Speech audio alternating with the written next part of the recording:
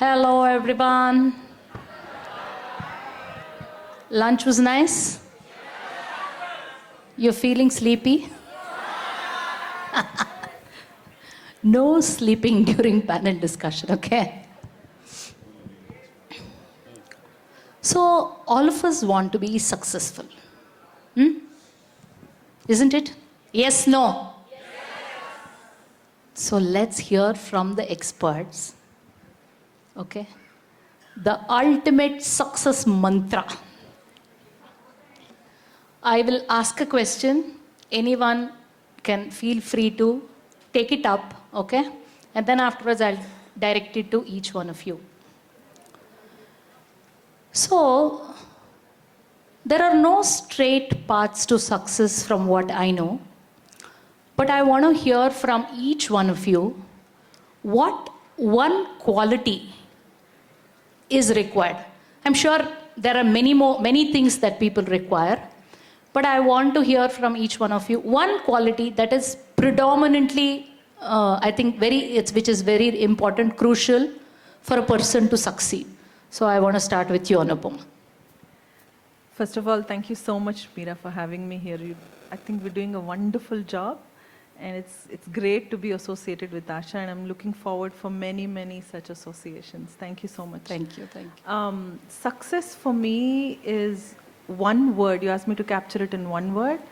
I would say showing up with integrity. I would say integrity and showing up. One word. Absolutely, integrity. Integrity. I would say that.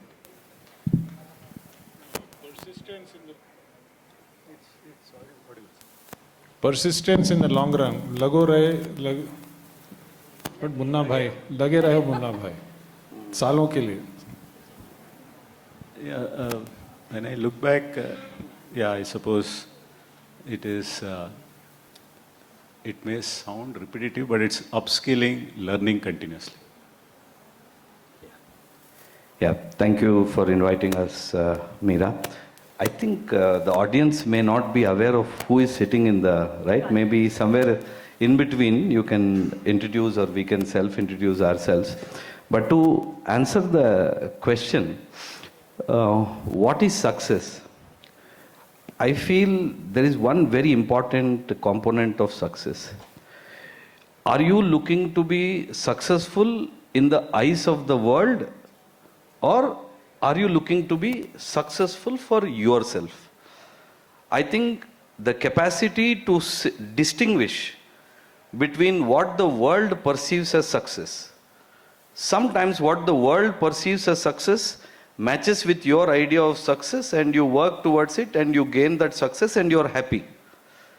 But sometimes your circumstance is different, and what success means to you will be different from the world perceives.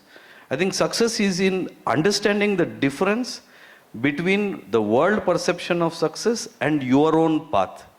And if you are able to determine your own path, then I feel it is success, even if the world doesn't perceive you as one. That's my perception. Thank you. So you define your own success, okay? Nobody has to tell you if you are successful, whether it's people around you. So you define your own success. So Prakya, over to you. I think for me, I would say one word that's important when you're trying to understand how to be successful is curiosity. Curiosity about the world around you, curiosity about the kind of people that you work with, the work that you want to engage in. I think that's the most important for me. Yeah. Thank you, Prakya. Just one point, if I may add, which the thought triggered off by what Kiran was saying, is that one way to think about it is when you talk about what you want to do in life, it may help to distinguish between life goals and lifestyle goals. And nobody is standing in judgment if you have a lifestyle goal of wanting to own, let us say, a Mercedes or a BMW, or if that is your goal. If you realize it, if you're happy, well and good. But if you have life goals, which are about, let us say, making yourself, let us say, fitter, for example, or more learned, more helpful, have a good family around you, have good friends. These are life goals. They are not lifestyle goals. So you can think about what you want to chase. Is it lifestyle goals or life goals? Thank you, thank you. So, as Dr. Harikiran was saying, after all that lunch, I think I got a little sleepy. Didn't introduce the guests. Okay. So, we have Mrs. Anupama Nawani, who is from Honeywell. That's right. I simply define it as HR, but you have a different way of. I'm Yeah. Anupama, and I work with Honeywell. So I've been with Honeywell for about 25 plus years now. Journey has its own story, right? Everybody has its own story. So I lead for the engineering footprint in Honeywell. I lead the resource management, everything to do with people, everything to do with everything to do with hiring people, skills, everything around that. So it's in a nutshell about strategic resource management. That's what I lead in Honeywell. Okay, thank you, thank you. So we have Professor Trilochan Sastry. So he has been the dean in IIM, professor and dean, and also he's IIM Bangalore, and he's been he's the founder and the trustee of Center for Collective Development, founder for an association for democratic reforms. These are amazing things that he's been doing. So if we need to understand more, that's another journey altogether. It has to be another panel discussion. So these are people from the professional background who've achieved professional success, but along with that want to contribute to the society, and he's doing amazing work regards that. So I calls for an applause from all of you, please. And we have Mr. CSV Ramana Kumar, who's head of Treasury in Wipro.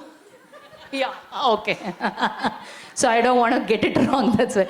Trustee of AASHA Infinite Foundation and Vice President Treasury of Wipro Enterprises. Thank you. And the strength behind Meera. Yeah, absolutely. Very resilient. And we have Dr. A.J. Harikiran, who is professor and head of RV Dental College and trustee of AASHA Infinite Foundation.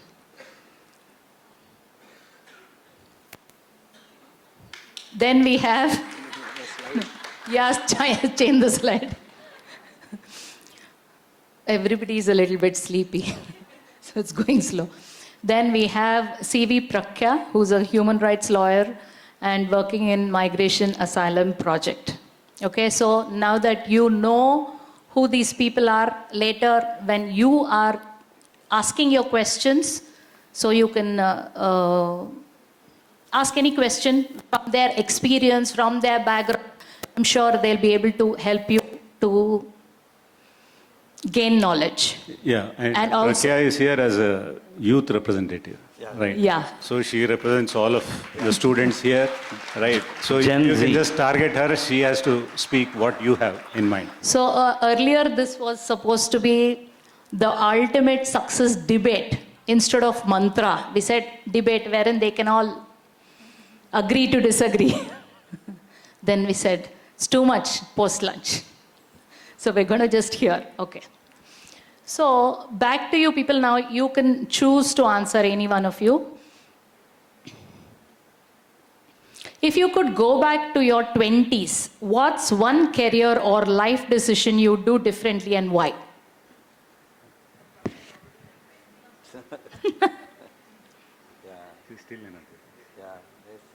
Yeah, good. Yeah, good. So Meera, I'll pick this first. Yes, please. I would want to change nothing, actually. I have loved the journey that I've had from my 20s, the ups and the downs, the learning, the failures, and the success, and rebuilding myself every time I failed and came back. So I would want to change nothing. The journey has given enough life stories that it has given me. So that's my take. I would want to not to change anything. So it's all about building what you have and trying to create your own story, your own success story about it, your own life stories, your own learnings with what you have. I think I'm a big believer of that. So I would want to change nothing. Oh, okay. Awesome, awesome. Yeah, we can have somebody else also take it. Sir. Do you want to say something? Yeah. Okay, I'll just say a quick word. So I've been in markets all around for the last 35 years. So you can say it's a kind of a trader's view, if you want to call it, bond trader or an equity trader, currency trader. You have no regrets, right? You do your trade, you make a profit sometimes, you make a loss sometimes, no regrets. So if I just look back in life, fine, some things didn't go my way, some things went my way. I'm just happy with the way things turned out. So that's what I have to say. Awesome. Yeah, it's a very nice question. I think they're taking the diplomatic way out. How can you have no regrets? I can't imagine it.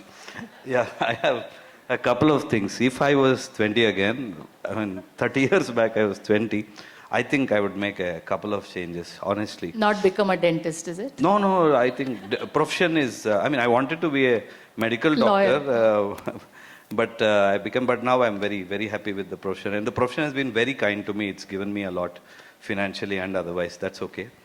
But maybe two things that I would change, or if I go back to my 20s, I fight less with my sister.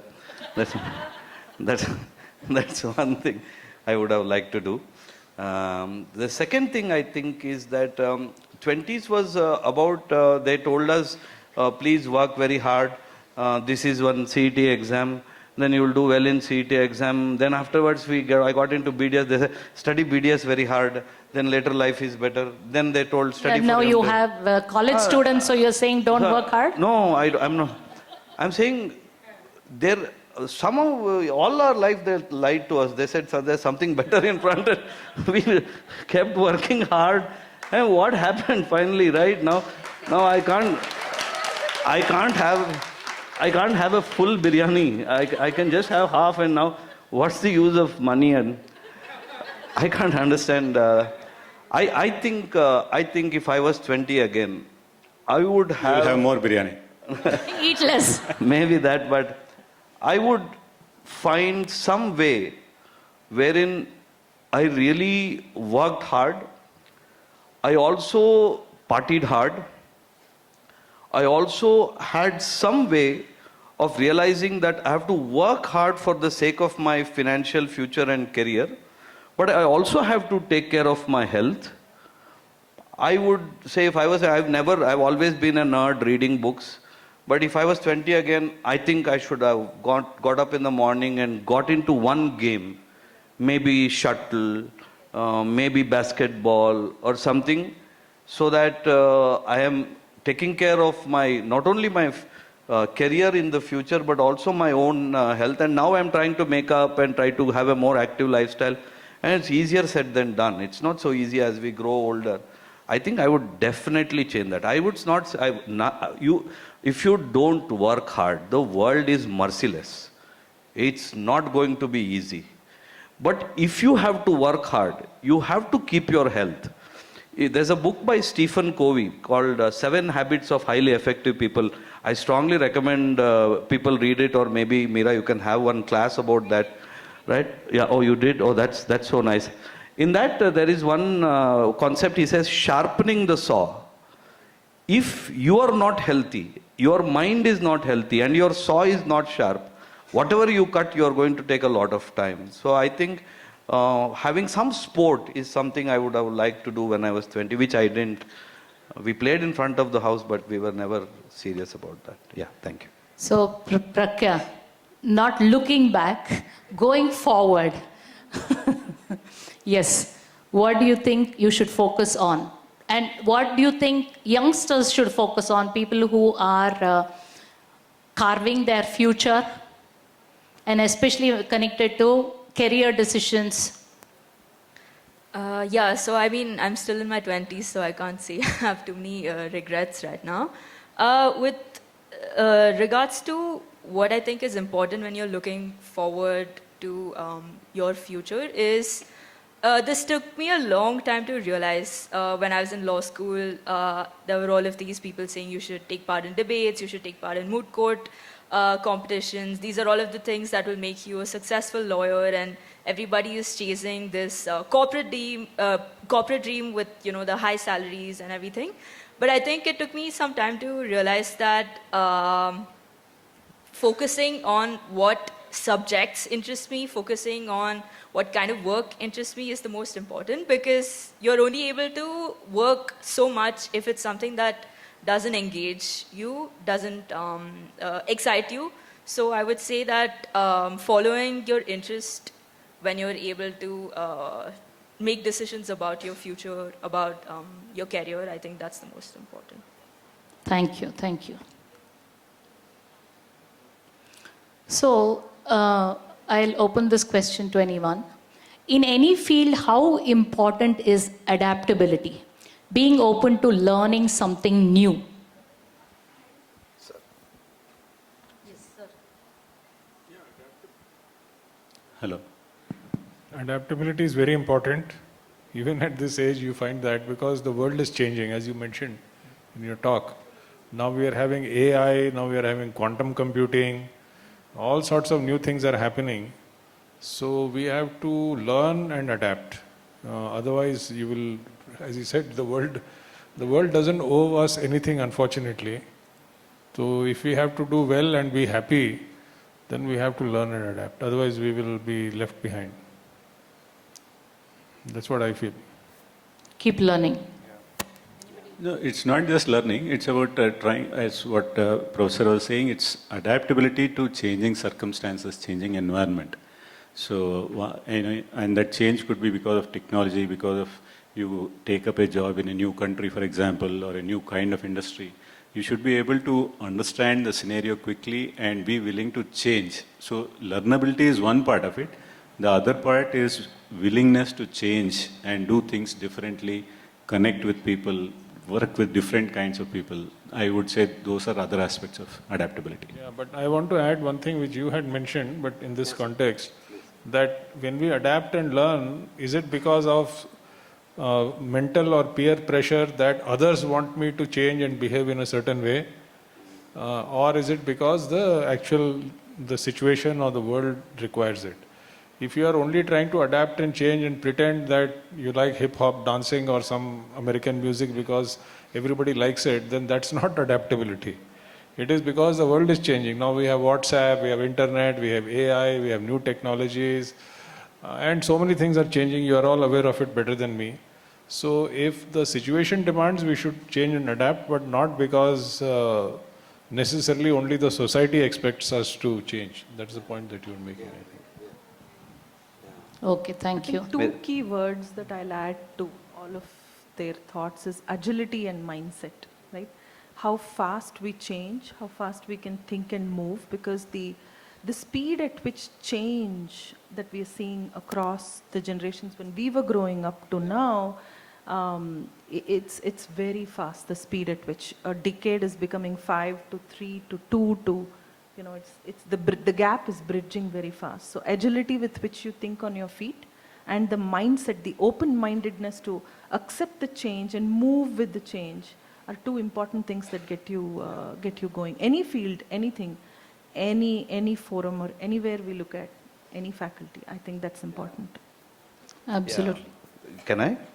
Yeah, so I think so much of change in each of the professions. I'm a dentist by profession. What I studied and what I practice in my clinics, hardly any of the things I studied I am practicing. The best and the good treatments are all come in the last 30 years. I finished my education 20. Of course, I'm a teacher, I'm a professor, so I'm in touch. So if a doctor or a dentist can become obsolete, in any other profession you will become obsolete faster. So if you want to survive and excel, you have to change. There is no two questions about it. But it's also very difficult to change, especially as we grow older. So I give this suggestion both to the doctors in my clinic as well as my students in college. I say that somehow it should become a norm It should become a part of our habit that we are going to learn new skills. So I try to give this rule to the people in my team, and I say 8 hours of some new skill every month. That means 1 day of every month for any new skill. It could be English language, it could be Kannada language, it could be computer skill, it could be talking to strangers. It could be useful or sometimes it would be useless. But if you get into that culture of studying something new in 8 hours, and then whenever there is a new skill, you will adapt to the new situation much faster. So we have a audience of quite young people, right? And what I would suggest to these young people is that what they teach in school or college is never going to be adequate for life. You take it from all of us here, right? School or the curriculum, whatever textbooks teach you is a very small part. It's an essential part, but it's a very small part. So the gap between what the real world needs and what you study is so huge. So that gap you have to fill yourself. So I would suggest 8 hours of some new skill every month to each one of you. If you have money, get into some course from any foundation or so. If you don't have money, big deal. There is Khan Academy, there is YouTube. There are so many free resources for any subject in this earth. But upskilling every month, 8 hours is the suggestion I would give. Thank you. Prakya, you want to add something? Yeah, maybe I can just add there, reminds me of what Dr. Kiran was saying. So what I'm doing now is trading currencies, bonds and derivatives. I didn't study a single damn thing about any of this in my MBA or BCom. Right? So it just wasn't there. Maybe it was very long time back, and these markets have developed only in the 90s, after 1991. But the same thing, something else will change. If you just look at currency trading, 40 to 50% of currency trading is now automated. Right? The currency traders' jobs are reducing. Right? Similarly for derivatives, similarly for bonds. And as you go forward, the equity trading, more and more trading is being done by algorithms. AI is getting into it. Right? So any field that you may come across, it is rapidly undergoing change thanks to technology and thanks to other factors also. Thank you. Thank you.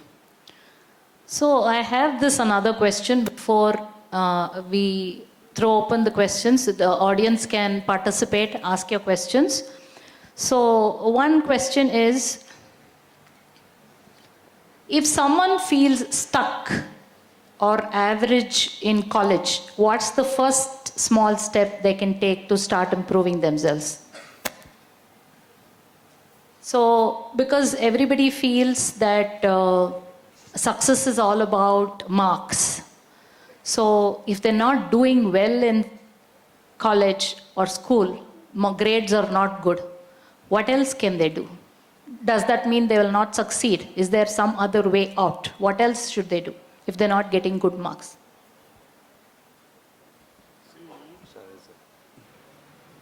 Albert Einstein apparently said that if you measure the success of a fish by how well it can climb a tree, then the fish will think it is stupid. Yes. The point that he's making is that the fish can swim very well, but you are making it climb a tree. So, yes, there are people who feel dejected and disappointed because they don't do well in exams.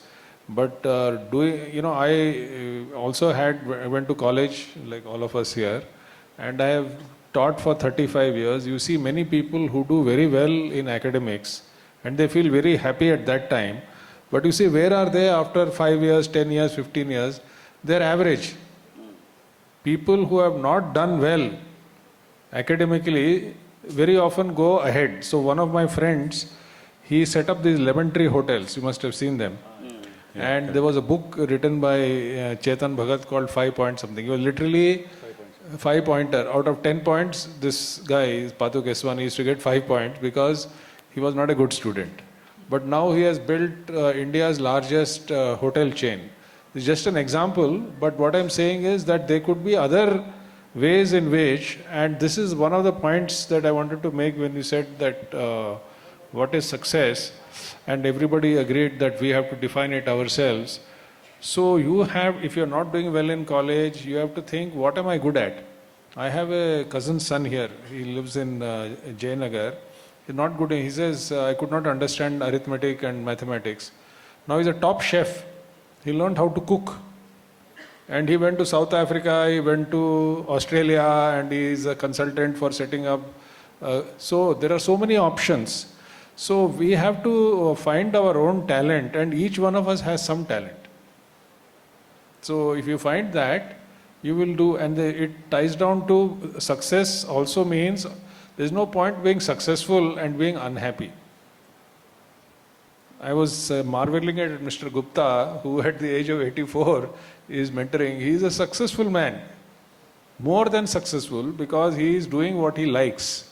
Nobody is asking him to do it. So if you find out what you want to do, and what you want to do and what you are good at will be approximately the same, you will be happy and you will be successful. So instead of worrying about the marks. One last thing I want to add is the examples were in front of us with all the students who spoke earlier. Yeah. The first one of them was passionate about dancing. She entered with a dance which was so boisterous and so energetic, right? And she wanted to pursue that. That was her life's journey, right? The second one wanted to pursue among very difficult circumstances. She couldn't even call out apple, and with her father's help. So all the examples are right in front of us with the youth, right? I mean, you know, it's not only about pedigree colleges, it's not only about your marks or studying abroad, but it's about following your passion and being successful. I think that is success mantra. Absolutely, thank you. Yeah, sorry, Meera, may I? Yes, yeah, please. The question was, what if you are in your 20s and you are stuck? What do you want? I would suggest, give a suggestion. I teach both BDS and MDS students. So BDS students are 18, 19, 20. MDS are 22, 23, 24. My PhD students are 24, 25, 28. You see the entire spectrum. And so often they will be stuck. So much of stress and pressure in present generation. What I would suggest, if you're young and you're stuck, what I would suggest is, find somebody who believes in you. Like the first two girls, they gave examples of Kanti Madam giving that emotional support and giving a sense of direction. Find some support structure, whether it is a parent, an uncle or an auntie, a mentor, a teacher, a friend, whom you can go to when you are down, who says, don't worry, you will make it, big deal, it's the school which is stupid, not you. Something like that, you know, to hold you, and then you will climb back at your pace. And if maybe somebody recovers fast, it is their privilege and their headache. I need that much time for me to recover. Big deal. So I will take my time. Don't compare with others. Find a support system and a mentor. And I strongly believe in counseling. Counseling is not for people who are under depression, mentally deranged. No. I have seen the younger generation go through so much. We had friends and cousins, I think we didn't go through it so much. The younger generation go through it. I feel you should, without hesitation, if you are down and stuck, go counseling. It's for everybody, it helps. Big deal if it doesn't help, you spend some time and some money. If you can afford it, just spend it. Thank you. So, Prakhya, do you think youngsters are more stressed than us? And how do you think they should deal with it other than counseling? Apart from counseling, I think, everybody on this panel has been talking about how important hard work is. And yes, hard work is important, but also as the lone 20s voice, I would say work-life balance is important. So I would say that it's important to be able to have a life outside of work, something that's fulfilling. Maybe it's a sports group, maybe it's some sort of music group, something apart from just going to a cafe and sitting and like eating food, something that engages your brain and keeps your spirit alive. I would say no to your boss more if you're stressed. Yeah, I mean, a lot of people in my generation, they're already talking about, planning for retirement, early retirement. And these are words that I haven't heard from my parents yet. So I would say, don't let the stress get you, because you need to have activities that are important to you outside of work. Okay. Can I respond to that? Yes, please. This is going to become a debate now. No, this is something, okay, some things what Prakya said, I agree. But some things what, not just the speaker, but a lot of people, they talk about work-life balance when they're in their 20s. I didn't even hear that phrase till I got into my 50s. So what is that work-life? I have no idea what that is. Right, so, but I get a sense of what she's talking about. And to handle the stress, one thing I agree, whether it's Prakya or Dr. Kiran here, is that the younger generation is definitely under more stress than our generation. Right? So the stress is from various, directions, not necessarily financial. I think probably the younger generation is better off financially, but it's about expectations, and social media, I think, has only put more pressure on people trying to perform on different aspects, right? So these pressures are there. And what they say, nobody can prepare a very smooth road for you, for your career or your life, right? You've seen what Bangalore roads are, right? So life is like that. So the road is not going to get better. Only what you have to do, you have to make yourself fit to ride on those roads, right? So in that sense, what you can do when you're in your 20s at your younger age is build shock absorbers within yourself, right? So what do you mean by shock absorbers? Whatever you are studying, well and good. Some exams you may crack very beautifully, some other exams not so great. But you must have certain activities which give you joy, right? It can be music, it can be sport, it can be fiddling with your motorcycle, or any other activity, maybe art, maybe dramatics, as taking part, doing something on your own which gives you happiness, regardless of what your marks are, regardless of what the rest of society is telling you. These are the kind of shock absorbers, if you build within yourself, you will be able to ride these roads better. Thank you. Thank you. So we'll open up now for questions. Please raise your hand and I will point out to you. The mic will come to you and then you can ask the question. Can I see some raise of hands from the students especially, please?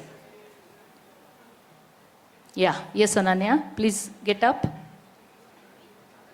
Oh, thank you. And we would like to continue with that ritual wherein she introduces herself and all of you will respond. Hello. Yeah.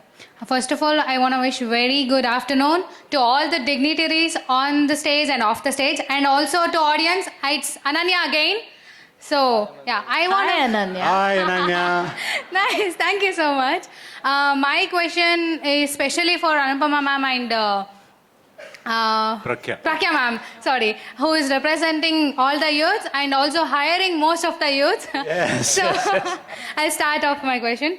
It's like in the first few years of work journey, which is very crucial, how can we get noticed for the right reasons and not just blend into the crowd? It might help a lot of us joining new company, internships, etc. No, I think very good question, Ananya. Thank you so much. I have a young team as well in my team. So I'll keep it simple, right? A few of the things that I think will be noticed as one, we have to show up every day, and kind of stick to what we want to do and what we want to achieve for the organization. Right? I'm talking more from a professional side of you when we are hiring, etc., to do that. And second thing is, I would like to pick up from what everybody else in the panel mentioned about constantly try and reinvent yourself, right? When you're younger, you have enough potential to learn new things and implement those new things at work. So open up your mind, learn new things, certification courses, pick up newer assignments, think out of the box, go out and reach out to other people. Do not just stick to, the usual of did I come in, did I deliver my 4-5 hours of work or 8 hours of work? Is this the task I want to deliver and get away home with? Look at what you can do beyond and contribute. Stay hungry. One of the earlier talker, the children that spoke also said that, right? I want to be hunger in my belly. So continue to have that till the time you can and do the right things. Be smart, right? And go talk to the right people. One of the most important things that I've learned in my journey is all about networking and human connections. Networking helps a lot for you to build your own image, your brand image, and your own currency, right? That's very, very important. I'll stop there and Thank you, ma'am.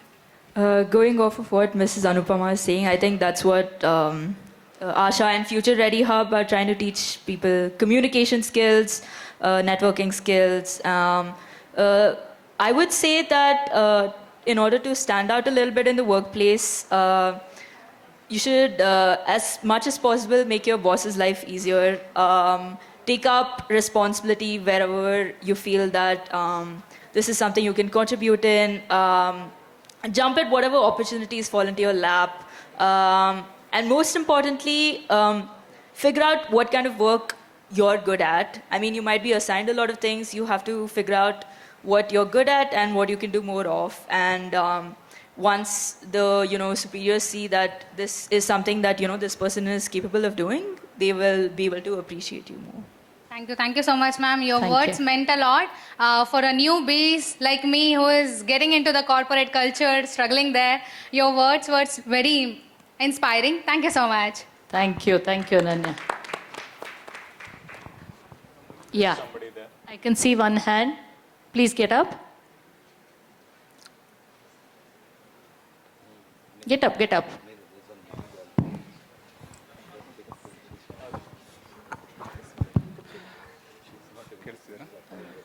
Okay. Namaste everyone. Namaste on the panel. I am Darshan. Hi. Hi, Darshan. Hi, Darshan.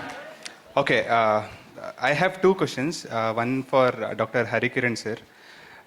So I want you to distinguish between what is success and goals, because you beautifully mentioned saying that your initial goal was to become into the medicals, but then you went into dental. So does that mean saying that when you have something as in your mind and changing that goal on the progress, does it mean that you failed and you change your success? Or is it like in the course you'll also get to know what real success is? That's the first question. And second question, is for Prakya ma'am, not related to the success, but I wanted to know that it was mentioned as asylum project, right? So what you really are working on there? Thank you. Maybe Prakya can take the question and then I'll. So I work in human rights law. So my organization, we take up cases of refugees in India, and we assist them in preparing their casework to present before the UNHCR. That's the United High Commissioner for Refugees. It basically gives refugees who've come to India from all over the world, it gives them some sort of legal status and provides them with the documents for that. My organization's name is called Migration Asylum Project. Okay, thank you. Yeah. So Darshan, I don't know what to say. So if you look at, let's imagine you have a goal. You want to do A and you're not able to do A and you're going to B. In some sense, it's a failure. But in another way, it is realignment of your goals towards whatever objective might be there. So I think it's the way you look at it. In retrospect, if I see when I didn't get enough marks for my medical seat and I got into a dental seat, in some ways there was a lot of regret. But if I see it from now, I think there was a lot of scope in dentistry as a profession, from career point of view, from financial point of view, from work-life balance point of view, from satisfaction point of view. But at that time, when I was young, I did not know. So if you are, as you grow older, I think you need to be flexible and realign your goals as you go forward. Because when you're young, you have set some goals in your mind, but it is also based on very limited information and experience of the world. We've hardly seen anything, and we have some goals. But as you grow older and your experiences increase, I think it is wise to realign. And a profession is not a measure of your success. I feel success is quite independent of the profession. And every profession will have its own opportunities. But that's not the way I looked at it at that time. Now I feel no regret at all. I don't know if this answers your question. It kind of answers it. So, Okay. Thank you. Thank you. Thank you. So we have one young girl here who wants to speak. She has a question. First, introduce yourself, please.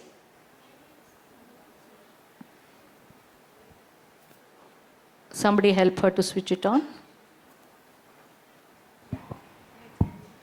My name is Purvika and I have a question. Wait. Hi, everybody will say hi. Once again. My name is Purvika. Hi, Purvika.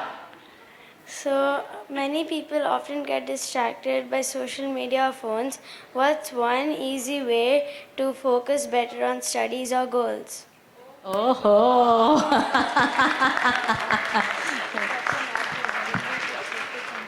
They get distracted with social media and phone. So how can you focus? Yes, who wants to take it up? Prakya.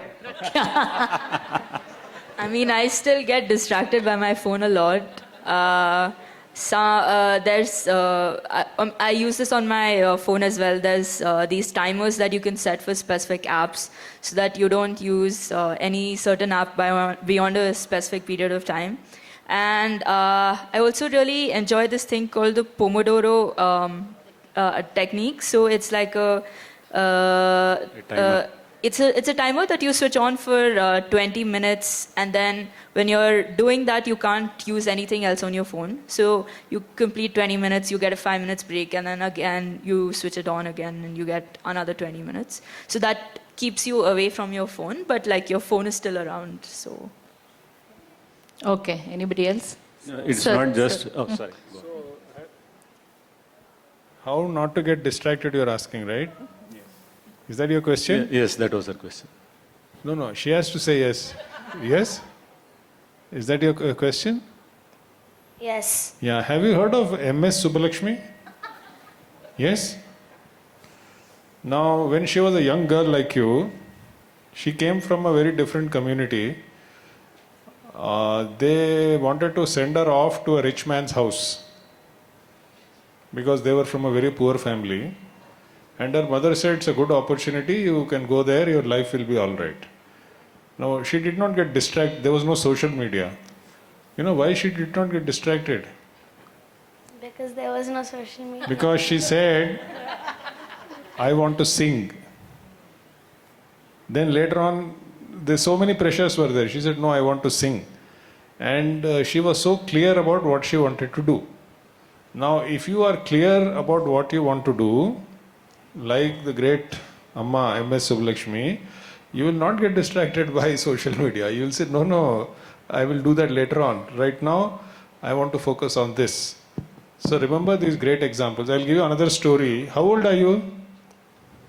9. 9. Okay, this is a little far-fetched, but let me try it. First time I'm telling this story in public. There was a young boy called Nachiketa. He went to Yama's house. You know who Yama is? The god of death. How do you say in Kannada? Yama Dharmaraj. Yama Dharmaraj manege avaru hogidare. Artha aita? So he went to and Yama, he asked him a question. The essential question is, I want to know the truth. Like by studying you want to know the truth. He says, I want to know the truth. So what did Yama Dharmaraja say? No, don't ask this. He tried to distract him. not through social media. I'll give you kingdom, I'll give you health, I'll give you wealth, I'll give you power, I'll give you money. So many things he said. One after the other, he gives him temptations, like social media. You know what that young boy said? He was around your age. Maybe he was 10 years old. I don't remember. He said, no, I don't want. I want to know the truth. So that kind of focus is required. And you will feel good about yourself. If you don't look at social media and you study, afterwards you'll say, see, I have done it. You will respect yourself and you feel happy if you do like that. Okay? Awesome. Awesome. Lovely question. Thank you. Thank you, dear. Okay, Thank who's you. next? There is one gentleman there. No, we don't want to open it up for students. Students? Yeah, yes, Ria. Wait. Good afternoon, everyone. My name is Ria. Hi, Ria. Hi, Ria. Thank you. So, I believe that to be successful, you need to be confident in yourself. So, if I want to become more confident, what's one simple daily practice I can start doing right now? This is a general question. You know, confidence comes from 2-3 things. One is, you know, there's an old-fashioned boring thing that we don't like, which is called self-introspection. Thinking about yourself, who am I, where am I, what are my strengths. So knowing yourself better gives you actually self-confidence and also tells you areas of improvement. Once you do that introspection, and it's not that you have done it today, it's you have to, then you're not like this, what is her name? Purvika? Yeah, she Purvika. said, nah, you don't get distracted because I know who I am, I know what I am. So you are a little confident of yourself, you have faith in yourself. The other thing is an old-fashioned method again, which is by doing. So by doing and succeeding and failing and succeeding, you develop. If by sitting around and doing nothing, you will never develop confidence. If you want to learn how to ride a cycle, you will fall 3 times, you will get some bruises on your knees, you may cry, you may get some pain, but without that you will not learn how to ride a cycle. But once you ride a cycle, you are confident, I know how to ride a bicycle. For everything it is like that. I was talking about MS Subbulakshmi, 12 hours a day she used to practice. 12 hours. That means no work-life balance, sorry. I mean, just joking, don't take it seriously. But did she have self-confidence? Yes. You bet she had self-confidence. Now you look at all these guys, this Virat Kohli, Roger Federer, and all these people now, you people know, what is that girl that Jamina Rodriguez who scored a century in the women's semi-final? Do they have self-confidence? Yes or no? Yes, they do. How do they get it? It is by lot of hard work. Some of it is boring hard work. And then that hard work translates into success. But there will be failure also. For that failure, that self-introspection. I know who I am. Yes, I did not do well today. It's okay, I'll try again. That self-introspection, hard work, and success, that gives you confidence. Thank you. Thank you. Thank you, Yeah. Ria, for your lovely question. Maybe can So, I add, Meera? Yeah. What I would suggest for a youngster to gain confidence is to have more and more experiences, whatever the experience may be, right? As sir said, not sitting in one place, going out to the world and having experiences. Like what experience? We have a lot of interns coming into AASHA because they have to do an internship with an NGO. They come and spend 1 to 3 months with us and they do small works. And the confidence that we see that is changed in them at the end of the program is so huge. They might not have done great things. They will do small programs, small projects, small group activity, but they gain a lot of confidence. Or another way is to get into structured programs. For example, AASHA Foundation programs are structured programs which try to give you experiences in that manner. Or volunteer. For example, if you see the 2 girls who are comparing today, right? We have been with them for practice sessions and it's so nice to see how they have improved in their... and if they didn't volunteer for this experience of comparing, they would have not got that confidence. So you can volunteer to your local NGO like AASHA or Rotary or Rotaract or any of these organizations. Whatever your bandwidth is, you have half a day, do half a day program. If you have 1 hour every week, take up something. The more experiences you have, then I think one realization comes to your mind. You will see achievers, and at some point of time, it will occur to you, it's not such a big deal. If they can, maybe we can, gradually that realization will come. So more volunteer and activities would be the suggestion. Trick is in the doing. Yes. That's it. So Thank you. Stop thinking, stop overthinking, and start doing. I think I had one boy that side. Somebody? Yeah, okay. ಎಲ್ರಿಗೂ ನಮಸ್ಕಾರ. ನಾನು Vandana Jagadish. Hi Vandana. Okay, ತುಂಬ ಖುಷಿ ಆಯಿತು ಈ ಇವೆಂಟ್ಗೆ ಬಂದಿದ್ದಕ್ಕೆ. Okay, my question is to Anupama ma'am. I am a teacher and also life skill trainer from past 8 years. I always work with youngsters. So I noticed in them they have lot of energy and also good knowledge, but they hesitate to talk. They are not ready to open up. So how can they improve? How can they overcome that low confidence? How can they improve public speaking skill? So will you suggest any? Absolutely. No, this question should have been for me. Yes ma'am. Actually I selected you, but you are... Go for it. So I would say just join AASHA. Ask the students to join. That is what we are helping them with, whether it's communication, confidence. That is what we've been talking about since morning. So like what they're saying, get into a structured program. Otherwise, you have to keep doing it. The students have to keep doing it. Whether it's public speaking, communication, anything. You have to do it and you have to learn. That's all. There's no other way out. You go ahead. Absolutely. There is no other way but to look at tools that can help you. And AASHA is a great example that will give some tools. One other thing is opening up is also meaning about safe spaces, right? We should also provide trustworthy and safe spaces for some people who are absolutely having the potential but don't have that edge to move to that next step, right? When you give them that space and when you give them that confidence, automatically you'll see change that happens. And if you add on to that, to a structure, to tools, to frameworks that are being given like organizations by AASHA, then you're absolutely seeing there is a change, there is progress. There's no doubt about it at all. Absolutely. Very important question, madam. What is her name? Jagdish, I remember. Vandana. Because you are saying how do we encourage our young people to ask questions, right? That is the main question. Now, it is little bit related to what she was saying, but she was saying it conceptually. If a young student, whatever their background is, I do not know, if they are shy, afraid, culturally they don't feel like asking questions, we should encourage them. And if they ask a question, how do we respond? Hey, don't ask stupid question. If we are like that poor child is finished. That's it. And story. Then they have to enroll in AASHA. So there is no stupid questions.